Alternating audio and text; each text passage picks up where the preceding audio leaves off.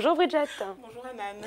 Bonjour Bridget, and welcome back. Thank Bridget you. from the Viva Tech conference. It was Thank great. you. I had a blast. C'était Yes. vraiment And great très reports intéressant. from there. Great Très report intéressant. as well, yeah. That's what we're here to do. Exactement. Alors, aujourd'hui, je vais commencer par vous poser une question qui fâche un peu. Quand on parle de tourisme, faut-il être prudent en Afrique? Shall I start?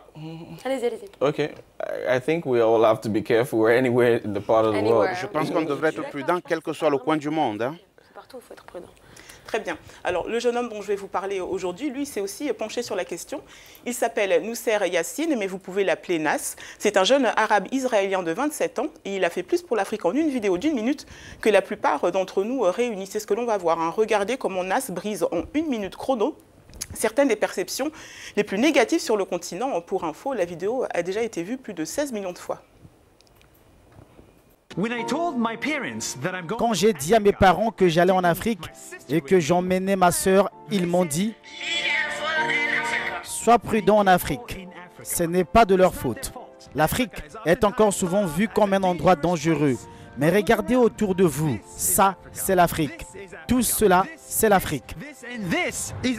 Au Cap, en Afrique du Sud, ces maisons se vendent à plus de 2 millions de dollars. C'est l'un des marchés immobiliers les plus élevés du continent. À Kigali, au Rwanda, les rues sont impeccablement propres et sûres. Et les femmes prennent les choses en main. À Casablanca, au Maroc, la culture est unique au monde. À Nairobi, au Kenya, la scène entrepreneuriale est en plein boom.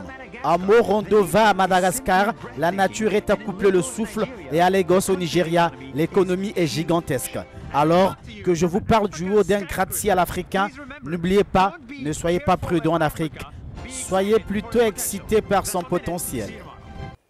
Alors, l'histoire de Nas vaut le détour. Hein. Écoutez, c'est un diplômé d'Harvard qui vivait à New York avec un salaire de 120 000 $ par an en tant qu'ingénieur informatique. Hein. Donc, a priori, tout allait pour le mieux jusqu'à ce qu'un jour, il réalise que 32% de son existence était déjà derrière lui et que la vie, eh bien, elle était trop courte pour être passée assis derrière un bureau.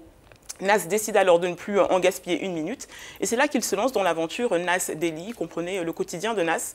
Au commencement, ses vidéos étaient surtout vues par ses proches, mais aujourd'hui, Nas totalise plus de 110 millions de vues. Son séjour le plus difficile, il le raconte, hein, c'était en Afrique du Sud où il s'est fait voler à 2 reprises son matériel de tournage. Sa première mésaventure, hein, du genre en 60 pays visités. Il n'en reste pas moins objectif et dresse même une comparaison qui donne à réfléchir. Regardez. Dès qu'il s'agit de pays en voie de développement, nos cerveaux sont paresseux. On classifie, on généralise et on stéréotype. Un vol en Afrique, le continent entier est mauvais. Mais quand il s'agit de nos pays, on ne généralise plus. 40 personnes meurent dans une fusillade, il n'y a qu'un seul méchant.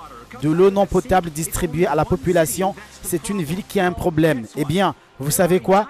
Il y a des pays entiers en Afrique qui sont plus sûrs que la partie sud de Chicago. C'est un fait. Au final, les pays d'Afrique ne sont pas des pays de merde. Vos cerveaux sont juste paresseux. Alors aujourd'hui, Nas a visité plus de 80 pays et dans la foulée, eh bien, il a réalisé que poursuivre ses rêves pouvait aussi rapporter gros, hein, tant qu'à faire. Après avoir voyagé pendant plus de 2 ans, eh bien, Nas gagne aujourd'hui près de 30 000 $ par mois grâce à ses contenus vidéo et puis ses autres jobs de consultant. Toute autre chose pour finir, les fans de foot n'auront pas de mal à reconnaître ce maillot. Jetez un coup d'œil. Il s'agit du maillot, alors si on peut voir l'image, merci. Il s'agit du maillot d'Arsenal, hein, agrémenté d'un détail qui ne vous aura pas échappé, l'inscription « Visite Rwanda » sur la manche. Alors, c'est le résultat d'un accord signé entre l'agence de promotion touristique du pays et le club anglais qui devrait permettre à Arsenal de soutenir les ambitions touristiques du Rwanda. Écoutez le directeur commercial du club. La marque Visit Rwanda sera visible sur les manches des maillots de toutes nos équipes masculines, féminines et aussi toutes nos équipes académiques. Le maillot d'Arsenal sera vu plus de 35 millions de fois par jour. Donc nous savons que grâce à ce partenariat, Visit Rwanda obtiendra une très large exposition marketing mondiale.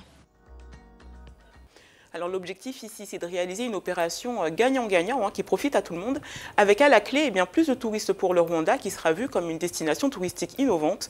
L'agence de promotion des investissements rwandaise espère bien doubler ses revenus touristiques d'ici à 2024. La nouvelle a tout de même, hein, il faut quand même le préciser, soulevé quelques critiques, mais là c'est un autre débat que vous pourrez suivre sûrement sur nos prochaines éditions sur Africa News. Merci beaucoup. Merci beaucoup. Merci à tous les deux. Merci également à vous qui avez été avec nous ce matin. Une excellente journée sur Africa News. Je suis Bridget Tugwe.